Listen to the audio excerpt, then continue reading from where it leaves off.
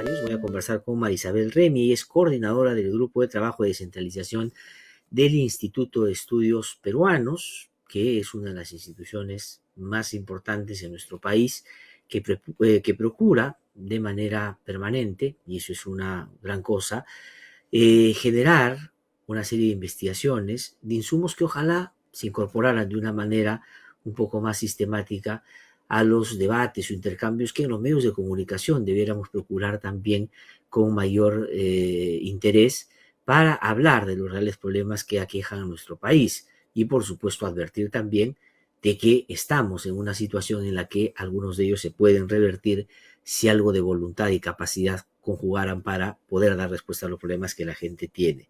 Y ha tenido la gentileza de aceptar nuestra invitación para hablar sobre una investigación, un estudio que acaban de hacer sobre la descentralización en nuestro país. Es decir, ¿ha funcionado, no ha funcionado? ¿Qué cosa es lo que al respecto se puede referir de un proceso que se inició el año 2002 y que tenía, por supuesto, retos muy importantes? Porque la descentralización no es solo, digamos, generar una normativa para que las regiones se hagan cargo de algunas cosas, sino es un proceso político que denota también de un montón de cosas que habría que ver con particular interés. Y vamos a aprovechar la presencia de Marisabel también para conversar con ella sobre qué cosa o cómo mira lo que está pasando en nuestro país por estos días. Marisabel, ¿qué tal? ¿Cómo estás? Qué gusto saludarte. Muy buenos días. Muchísimas gracias por atendernos esta mañana. Buenos días, Glatzer. Gracias por la invitación. Encantada de estar en tu programa. No, nosotros encantados. Cuéntanos eso. Quisiera preguntar, discúlpame que te interrumpa, iniciar la conversación preguntándote por el estudio, porque me parece que eso explica por qué estamos en una situación que The Economist, por ejemplo, acaba de decir que en medio inclusive de la región donde ya el desempeño político es muy precario, en el Perú estamos todavía más adelantados que eso, necesitamos una situación más extrema. La descentralización, para iniciar, ha sido importante en términos de lo que ha procurado para un país tan diverso como el nuestro. Ha sido un fracaso, ha sido algo importante. Hay que matizar a aquellos que dicen, oye, no sirvió para nada, sirvió para algo. ¿Cuál es la mirada que ustedes tienen? Bueno, mira, lo que te comentaba que hemos intentado es que hacer una suerte de síntesis y ponerle a la ciudadanía los grandes temas para debatir la descentralización, ¿no? Desde el 2002 hemos hecho investigaciones, encuestas, etcétera, y tenemos la impresión, como muchas personas me parece, que la descentralización ha frustrado la manera como la hemos hecho y cómo ha terminado siendo, ha frustrado las expectativas que se tuvieron de generar una instancia de gobierno entre el local y el nacional que permita gestionar la diversidad, como bien señalas, de nuestro territorio, es decir, crear una instancia de gobierno que pueda manejar mejor, adaptar las políticas nacionales a la realidad local, a las realidades, a los diversos recursos, sociedades, etc. Y eso no se ha logrado. Se esperaba también renovar la clase política con elecciones regionales, etcétera, tampoco se ha logrado. Y entonces lo que tenemos son unos aparatos de gasto difíciles de controlar también, ¿no? Uh-huh.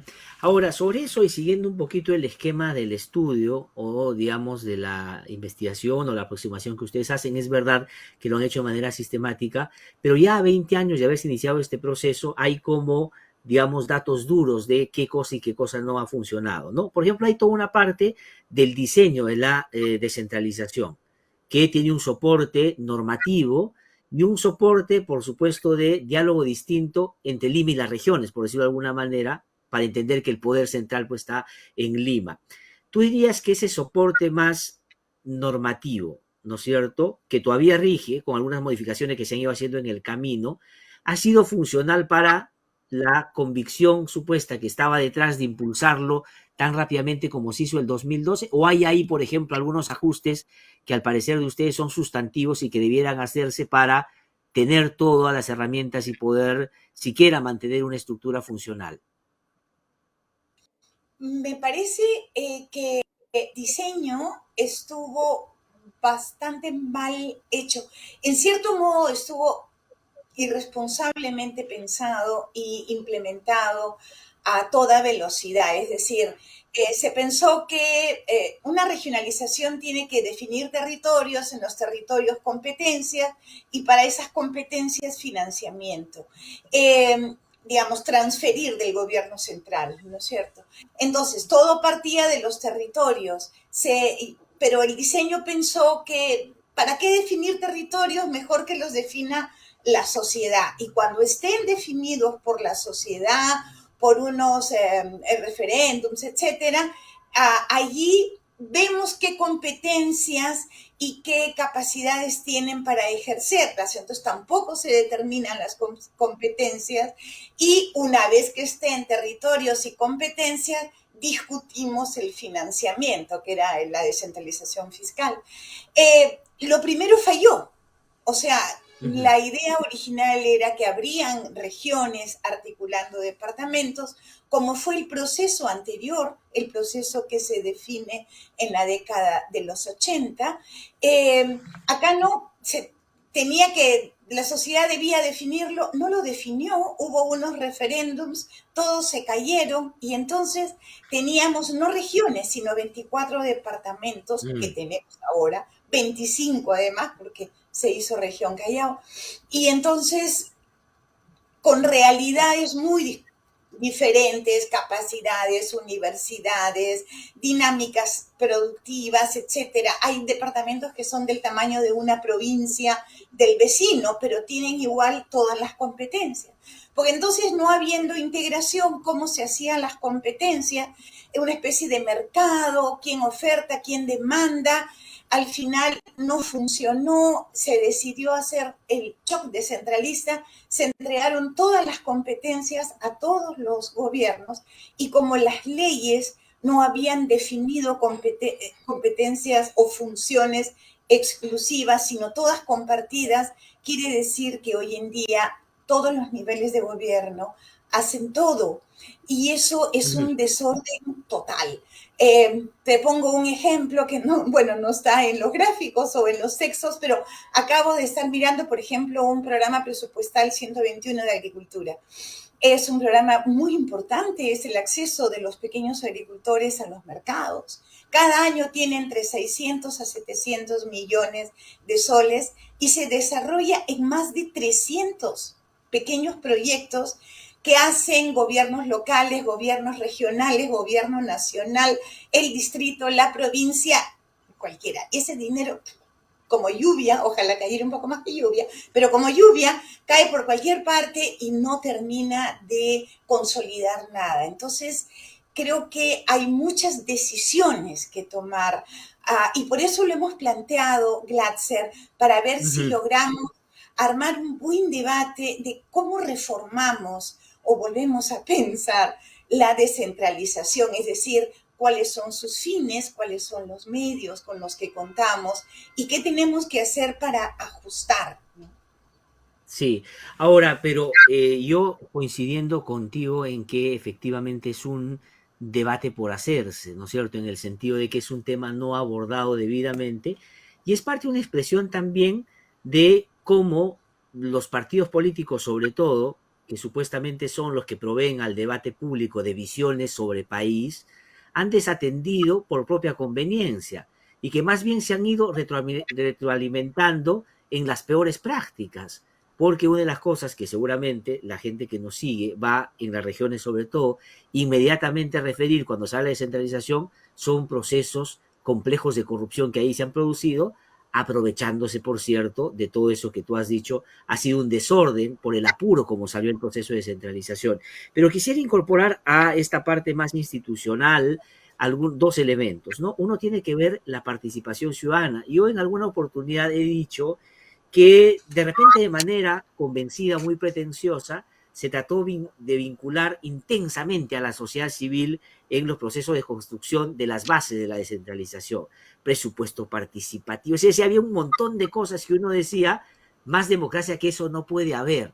Pero cuando uno ve la traducción práctica en términos de las consecuencias, se han ido como quemando esas como elementos centrales porque realmente no se ha conseguido los propósitos que se empujaban.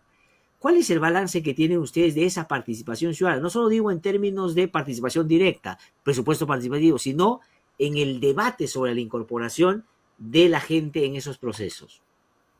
A ver, Glatzer, efectivamente, uno de los puntos importantes del diseño era que la participación ciudadana iba a ayudar a corregir, a orientar, etcétera, ¿no? Para comenzar, los mecanismos de participación nunca fueron fuertes. Es decir, podemos ir todos al presupuesto participativo y el gobierno local o regional no tiene ninguna obligación de tomar en cuenta lo que hemos dicho. Eso, en primer lugar, hace que los mecanismos sean débiles y entonces estén sujetos a lo que llamamos micropolítica. O sea, un alcalde decide, a ver, yo le hago caso a las demandas que han venido en el presupuesto de tal zona, porque en tal zona necesito ampliar mi presencia. Y entonces sí, por presupuesto participativo voy a hacer el parque. Entonces, hay una gestión discrecional de los resultados de la participación ciudadana. Los planes de desarrollo concertado, que se supone que eran orientadores, no lo son. No solamente porque son débiles, frágiles, no necesariamente están muy bien hechos, sino porque además, en realidad, el presupuesto no va a depender de una articulación de un conjunto de proyectos a un gran plan, sino a lo que se consiga, porque se va al ministerio, porque se negocia, porque se corre con el congresista a la comisión de presupuesto. Hay muchos mecanismos que son diferentes a la consistencia de un plan. Ningún plan da prelación, orden, prioridad, ¿no? Entonces se hace todo. En este sentido, la propia participación, entonces, era débil. Este rasgo de que la participación ciudadana, sus mecanismos eran frágiles, tiene mucho que ver, es muy consistente con la debilidad en general del proceso de descentralización. Es decir, un buen proceso de descentralización da poder a las regiones, es decir, digamos, produce contrapeso de poder. Creo que el proceso inicial de los años 80 se clausuró al mismo tiempo que se cerró el Congreso. No siempre se recuerda, Congreso y gobiernos regionales se cerraron al mismo tiempo, porque eran contrapesos de poder, ¿no?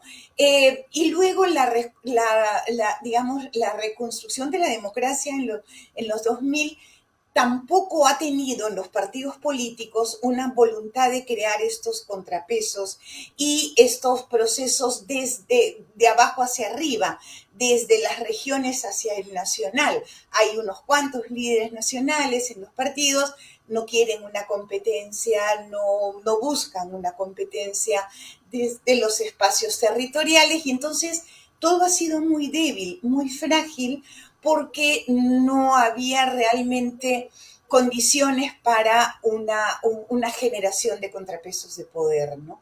Creo que eso es uno de los grandes problemas. Y tienes razón, termino para lo de participación. Creo que un buen debate ciudadano, no solo político en el Congreso, sino también ciudadano, se requiere en términos de generar condiciones que presionen al Ejecutivo, a los partidos, etcétera, a llevar adelante un proceso más sólido, ¿no? Porque por el Congreso solo no va a salir. No, sin lugar a duda, ¿no? En el Congreso de la República, digamos, más allá de la simulación que pueda haber discursiva, sobre todo con el Ejecutivo en términos de contrapesos, en el fondo, digamos, están empatados en la idea de que las cosas se mantengan como están. Y a esa dinámica han entrado las regiones también, porque así como están las cosas también en la precariedad, los movimientos regionales o los partidos que tienen cierta representación sobreviven porque de otro modo, evidentemente, no podrían ni siquiera participar en todos estos procesos. Y has hecho bien tú de notar que el proceso de participación, siendo central, como ha sido en otros países, para que el proceso de descentralización pueda ser consistente, ha terminado siendo instrumentalizado básicamente para justificar lo contrario a la descentralización, es decir, la simulación de gente apoyando, pero no necesariamente para hacer cambios centrales, ¿no? En el manejo de la gestión y en el ejercicio del poder. Una especie como, aquí lo he conversado en otros momentos, como cuando salió, por ejemplo, la ley de consulta previa. Entonces, claro, llega una empresa y hace su consulta previa, pero la hace con un pequeño grupo de personas y luego pone checklist, ya lo hicimos, saca la foto, hicieron su taller y se acabó y le dan la concesión. Pero en realidad no hay pues una participación genuina de la sociedad en esas decisiones. Pero quiero referirme todavía, Marisabel, si me permites, a lo que tú acabas de mencionar. Todo proceso de centralización es transferencia del poder, es cesión del poder. No hay manera de que no se haga sabiendo que esa va a ser la principal consecuencia. Y efectivamente, esa es la resistencia principal, creo yo, en el proceso. Pero de lo que han administrado las regiones, del poder más o menos que les ha dado este proceso, tú dirías cuáles han sido las dificultades de los gobiernos regionales para administrarlo bien, ¿no? Por supuesto, el tema de corrupción es uno, pero no es el único. También hay tema de competencias y otro. ¿Y cómo entrelazamos ahí el tema de la descentralización y las competencias, inclusive fiscales y económicas, ¿no? Porque un reclamo de la región siempre ha sido, ¿por qué si la empresa minera saca el cobre de mi región, ¿por qué tributa en San Isidro, en Lima? Debería dejar su plata acá, ¿no? Para poner un ejemplo. Pero la respuesta centralista es, oye, ni siquiera puedes administrar lo que tienes y no logras sacar de la pobreza a la gente en tu zona con los recursos que tienes, no te vamos a dar más porque en realidad no vas a saber qué hacer. Es decir, entrampados en una lógica de las incapacidades no lo permiten. Efectivamente, tenemos muchos problemas ahorita como para decir, bueno, y denle todo el presupuesto a las regiones, ¿no? Varias cosas. Una primera es el tema de competencias. Como había mencionado, prácticamente los 3 niveles de gobierno tienen competencias para desarrollar una serie de intervenciones en prácticamente todos los sectores, ¿no es cierto? Eso quiere decir que no hay especialistas. Es decir, ¿cuál es la gerencia más importante de un gobierno regional? Es la gerencia de desarrollo económico, que debiera ser, porque el gobierno regional es quien debiera planear el desarrollo del territorio con sus recursos, o es la gerencia de desarrollo social, que debiera ser la que ve si los servicios están adecuadamente repartidos en el territorio regional. Siempre hablamos de una gestión territorial, por supuesto. En realidad, la gerencia más importante es la gerencia de infraestructura, porque lo principal que buscan hacer es obras, licitación de obras, ¿no? Incluso no estamos hablando de temas de corrupción, está muy generalizado, pero aún sin corrupción, no hay otra forma prácticamente de ejercer gobierno regional que no sea con obras de infraestructura, porque eso es lo principal que se espera de ellos. De hecho, por ejemplo, a nivel regional, la transferencia más importante es para inversiones. Y como mostramos en alguno de nuestros documentos, el tercero, si no me equivoco, las transferencias para inversiones no es que te las dan a comienzo de año y te dicen, usted tiene un buen plan, acá tiene el dinero para realizarlo, sino que van a lo largo de todo el año. En los gobiernos locales ha habido años en que lo que se llama presupuesto institucional modificado, PIM, la diferencia con el inicial de apertura aprobado por el Congreso, cuadruplica, multiplica por 4 aquello que se les aprobó originalmente. En las regiones no es tanto, pero sube casi al doble, ¿no? ¿Por qué? Porque ese es el segundo problema, además de que tienen competencias para cualquier cosa y por lo tanto no tienen desarrollados sistemas de especialistas, ni los regionales ni los locales, tienen este rasgo del presupuesto en el cual lo que el gobierno regional o local puede invertir es aquello que gestiona. No sé, el término gestión se ha usado mucho y todo el mundo espera que su alcalde gestione o su gobernador gestione. ¿Qué quiere decir gestione? Que toque la puerta de ministerios, que tenga vínculos con algún lobby en torno a un ministro. Por ahí no solamente se cuela corrupción en los gobiernos descentralizados, también en el Ujú. nacional. Hay mucho de Así es. esto.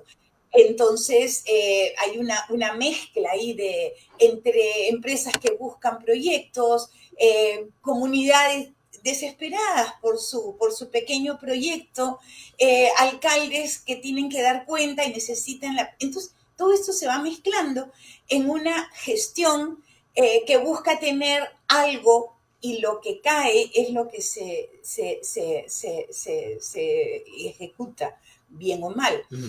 El tercer problema, entonces, además de que no tienen competencias específicas y una estructura presupuestal clara, es que los presupuestos de inversiones y en general presupuestos operativos no se ajustan a un plan con prioridades, ¿no? Sino a esta Ujú. gestión. Entonces, no se han hecho procesos de, digamos, planes de acondicionamiento del territorio. No saben a San Martín cuáles son los grandes puntos y los pequeños puntos de infraestructura que están trabando el desarrollo y trabando la calidad de vida. Tenerlos ordenados, clasificados y sobre eso tener desde el comienzo de año su presupuesto. Eso no hay.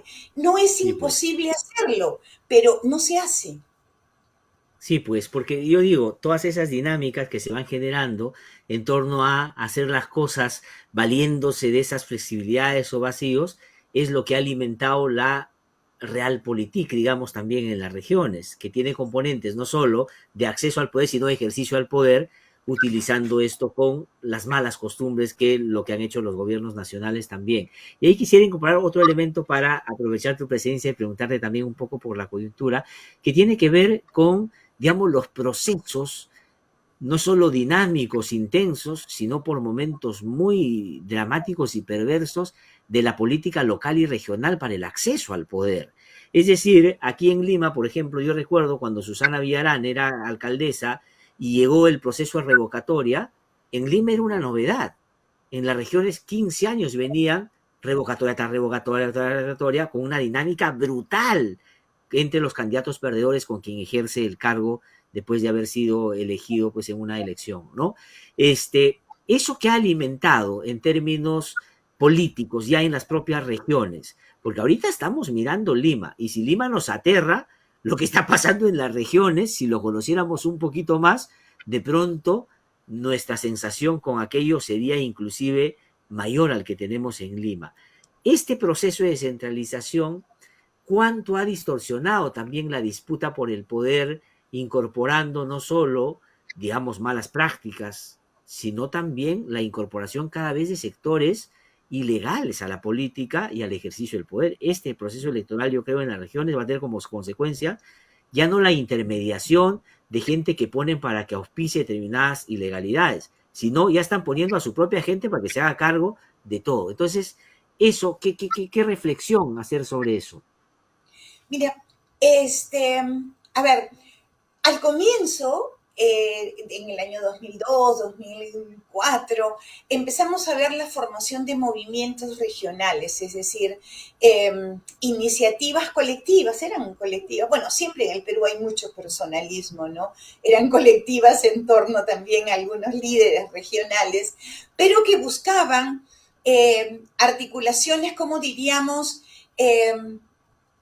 horizontales, es decir, en el territorio regional tener vínculos con los distritos, con la región, los distritos, las provincias. Las primeras elecciones, la segunda, sobre todo regionales, vimos movimientos que efectivamente, cuando ya la población castiga a los partidos políticos y vota por movimientos regionales, empiezan a haber procesos bastante consistentes de formación de organizaciones políticas con vínculos, como digo, en las regiones, en las provincias, etcétera, que buscaban también relación más sana con Lima, con lo nacional, ¿no? Este proceso de formación de los movimientos regionales hacia el 2010 empieza a entrar en crisis, ¿no? Y aparecer, porque tú tenías algunas regiones muy sólidas que tenían 4 o 5 candidatos a la región, digamos, no mucho más, ¿no? Bueno, esas regiones hoy tienen 18 o 20 candidatos.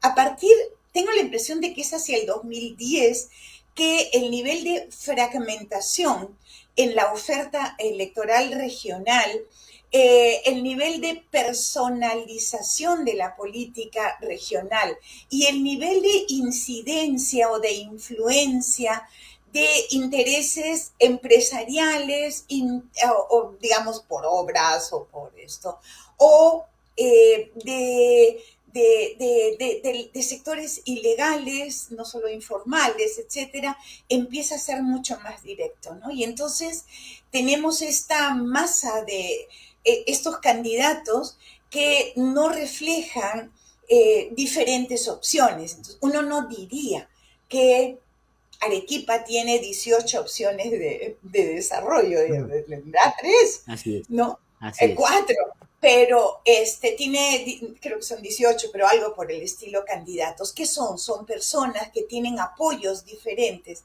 Se ha personalizado mucho más la política.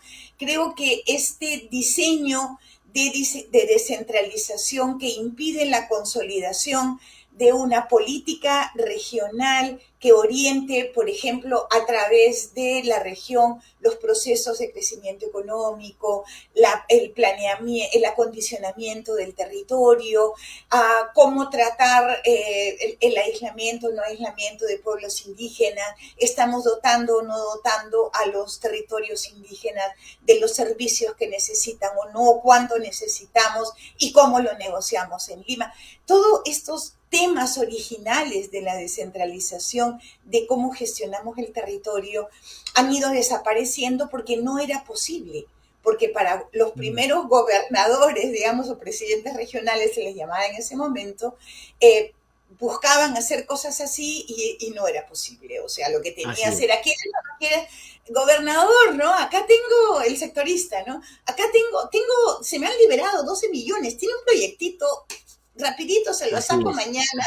Bueno, y todo eso ha ido frustrando, digamos, la consolidación de organizaciones políticas sólidas en las regiones. Y lo que tenemos es una competencia de personalidades que en Lima estamos preocupados por 8 candidatos, no te digo, hay 20 y hay 32, no tantos, pero hay provincias que tienen muchos. Se ha cortado las organizaciones políticas provinciales, pero eso no ha consolidado ni los partidos ni los movimientos regionales, porque todos los vínculos son individuales, ¿no? Yo tengo una opción regional, busco un buen líder local, oiga, usted tiene un poco de plata y lo metemos en la lista como alcalde. Sí, yo consigo los regidores.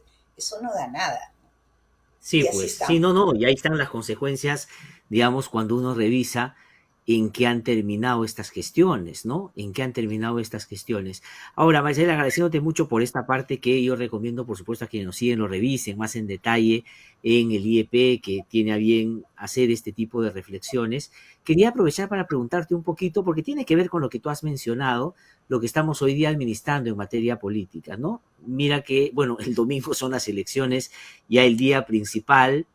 Ya no se pueden hablar, por supuesto, de encuestas, por una prohibición que yo hasta ahora no entiendo la verdad, pero bueno, en fin, así es como están previstas las reglas.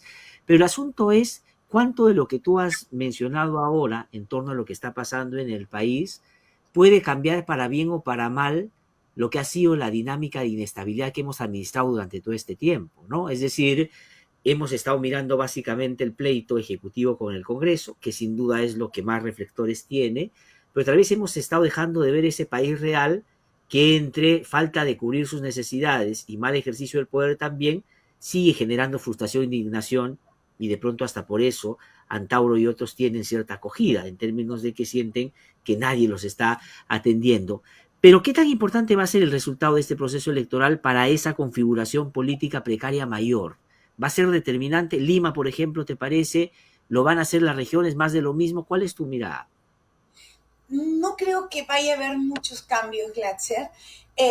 Si no han habido cambios institucionales importantes ni procesos políticos relevantes, no creo que este resultado electoral vaya a ser significativo. Eventualmente, dependiendo del resultado, va a ser leído como esto es una suerte de referéndum y entonces el presidente tiene o no tiene apoyo, pero creo que sea cual sea el resultado, no va a significar digamos, un balance en este empate de fuerzas entre Ejecutivo y Congreso. Tú has dicho bien, los medios de comunicación tienen las luces, las cámaras todo el tiempo puestas en el Palacio del Congreso y en Palacio de Gobierno y nos movemos de un lado a otro o la fiscalía llega por ahí, ¿no? Pero solo en estos meses, en este mes, casi solo en el último mes, hemos ido viendo candidatos locales, regionales en las cámaras, pero luego va a desaparecer. Si no empujamos una buena discusión sobre qué está pasando en las regiones, desaparece el tema y todo vuelve a lo Así mismo. es. Yo tengo Ujú. mucho temor de la fuerte inercia que tenemos en el país y nuestra enorme dificultad para pensar y pensar en cómo iniciar procesos de cambio de cosas que no funcionan. Entonces, hay una fuerte inercia.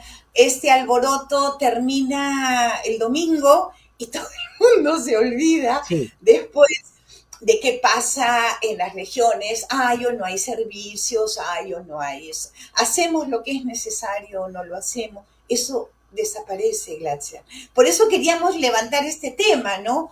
sí, claro, claro. No, no, me parece a mí fundamental ir por justamente revisar no solo, digamos, la consecuencia, sino ir un poco a la causa de por qué hemos llegado a, a un escenario como el que estamos viviendo. Pero hay un elemento adicional al que tú mencionas y que tiene que ver con ya una especie de diría yo, sinceramiento en términos de la representación política. Yo en la mañana dudé conversar con Carlito Yancur, el productor, y decía, voy a tratar de plantear una cosa y de pronto va a sonar muy irónico. Y yo, mira, fíjate que me equivoqué, lo planteé como ironía y la gente ha creído que es verdad. Ayer han liberado a este chico, Gerardo Oropesa, que está acusado de narcotraficante, pues 5 años. Yo dije, ahora que falta que en las próximas elecciones también Oropesa postule y ya estamos todos completos porque hay un presunto violador, un presunto asesino, un presunto lavador. Entonces, claro, ¿por qué no? Y claro, la gente como dice, oye, sí, podría pasar, podría pasar, podría pasar. O sea, ya no es solo la falta de visión o la demagogia o el populismo que lamentablemente se han ido como incrementando, sino también ahora ya, yo soy todo lo que dicen y ¿cuál es el problema? ¿Cuál es el problema? O sea, es como que ya esa parte es como hay que anularla del requisito, porque finalmente la realidad solo nos muestra gente con ese perfil, digamos, estoy exagerando un poco, pero más o menos por ahí. ¿Eso qué piensas? Y lo otro que quería preguntarte también es sobre la distancia de Lima y las regiones, pero expresada en los temores. Por un lado, las élites limeñas sobre todo, no se preocupan de las regiones, pero cuando en las regiones surge algo que no se encaja en lo que ellos quieren, se asustan. Y sobre el susto hacen barbaridades que encima ni siquiera les resultan. Entonces, ¿cómo ves eso? No para ir terminando agradeciéndote mucho, por supuesto, tu participación. Bueno, mira, tocas dos temas bien importantes.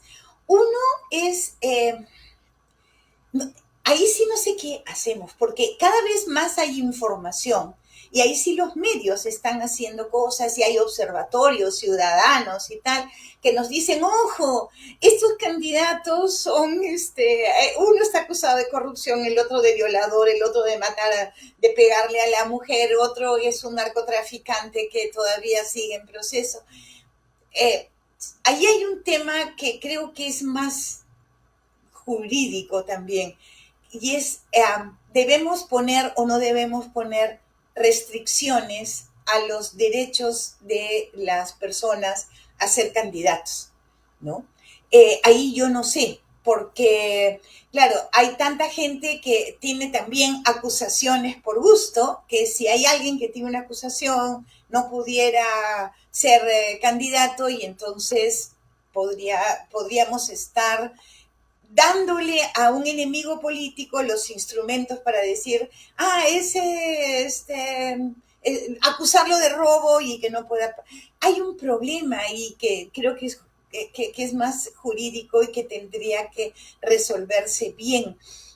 Tenemos que resolver bien una serie de temas de qué hacer con los delitos comunes cuando entran a la política, ¿no? Y eso es un Así es, tema también. general y creo que el tema todavía no se ha modificado la cuestión de juicio político, incluyendo delitos graves, por ejemplo, que podría hacerse, no se ha hecho a todo nivel, ¿no es cierto? Pero ese es un tema muy complejo. La ciudadanía parece que no termina de informarse o no termina de importarle, no sé, creo que no termina de informarse, es lo más claro. Pero sí es cierto que terminan eligiendo personas de muy baja calidad moral, ¿no? La segunda cosa que me pregunta, entonces sí, ahí hay algo que modificar, pero que es mucho más complejo, porque tiene que ver con cómo se manejan los derechos a la participación política de las personas. Si tienes un juicio, si Ujú, tienes una denuncia, si tienes una sospecha, ¿no es cierto? ¿Cuál es el nivel de impedimento de tus derechos políticos? ¿No? Ahí ujú, no conozco, la verdad. Eh, sí. y tienes, creo que colegas bastante más informados que yo sobre esto. En IDL, pero lo que sí me gustaría, esa distancia entre las regiones y Lima es uno de los elementos más desgastantes de la política nacional. Eh, esto lleva, creo, a mucho, digamos, a reaccionar negativamente. Me acuerdo del pánico cuando Ollanta Humala empezaba a tener crecimiento en la opción de voto en el 2006, si no me equivoco, fue la primera que se Sí, presentó, y era pánico total, y cuando estaba por ganar en segunda vuelta, era espanto, ¿no es cierto? Y luego, cada vez se crean monstruos y luego al crearse el monstruo se hace realidad, ¿no? O sea, ujú, en vez de incorporar en las regiones hay personas y con todo el derecho del mundo de estar descontentas con el modelo económico porque no les ha llegado ningún beneficio del crecimiento. Eh, Reconocer eso y que requiere entonces incorporar algunos cambios en la manera de llevar adelante nuestra economía, nuestra política, de llevar adelante estos procesos de cómo los territorios toman decisiones sobre su propia gestión adecuada. Eh, la gente entonces no está contenta y sí, busca opciones fuertes fuera de de aquellas que la élite limeña eh, o la élite nacional trata de llevar adelante, ¿no? Entonces hemos visto empresas poniendo 3 millones de dólares, 4 millones de dólares en campañas electorales que no les funcionan, porque así es. lo que sucede en el país es que hay muchas personas que quieren ver cambios. Tenemos un sistema económico que puede ser muy interesante, pero que genera empleo formal solo al 25% de la PEA. Y hay un Sí, pues, 75% que se la tiene que buscar todos los días en la calle. Entonces, algo no está bien. Y eso que no está bien, empecemos a mirarlo. Tenemos que mirar lo claro. que no está bien. En vez de agarrar y decir, esos están levantando un monstruo, quieren votar por un antisistema, quieren que las cosas cambien y si nadie les ofrece cómo cambiamos tranquilamente, pues van a buscar otras opciones, ¿no? No, no, sin lugar a duda. Y digamos, esas otras opciones que la gente empieza a buscar, por más que al comienzo asusten a un sector, son malas para todos. porque ni siquiera le van a resolver los problemas a aquellos que dicen representar, porque en el fondo, digamos, sus extremismos incompatibles con la solución a los problemas van a terminar generando mayor frustración. Y ese es un problema serio. Y habilitar una discusión para cambios profundos, lejos de ser una concesión para un sector extremista radical, es en realidad una, digamos, salida, una puerta de escape. Tendría que ser una puerta de escape. Es decir, por ejemplo, la discusión sobre una nueva constitución. Al margen que uno esté de acuerdo o no que debe cambiarse toda la constitución. Pero ¿por qué no discutirlo? Sanamente, tranquilamente, sin presiones. Porque cuando se discute, ya cuando tienes la calle movilizada, las regiones movilizadas, todo, ya es en otro tono. Entonces discutámosla, pero no, eso es muy precario. Entonces ahora, como decía Juan de la Puente, que tengo que terminar el otro día una columna, de repente hasta Castillo, el presidente Castillo, ya no va a ser un factor de división, sino de unión. Porque claro, la gente dice, mejor este, con todo lo que es, al otro que puede ser peor. Y finalmente, ¿quiénes son los perjudicados de eso? Los que por supuesto no tienen acceso a derechos básicos. Entonces, ahí estamos efectivamente, como tú dices, pues en un problema. Marisa, Maricel, te quiero agradecer muchísimo por haber conversado con nosotros esta mañana. Ha sido un gusto tenerte. Vamos a seguramente repetir la conversación. Invito a quienes nos siguen, por supuesto, a revisar esta y otros trabajos del IEP, las publicaciones también que están siempre muy buenas, para poder, ojalá, seguir discutiendo sobre estos temas. Muchísimas gracias, muy amable. Que te vaya muy bien. Gracias a ti, Katzer. Encantada de estar en tu programa. Muchas gracias. Adiós.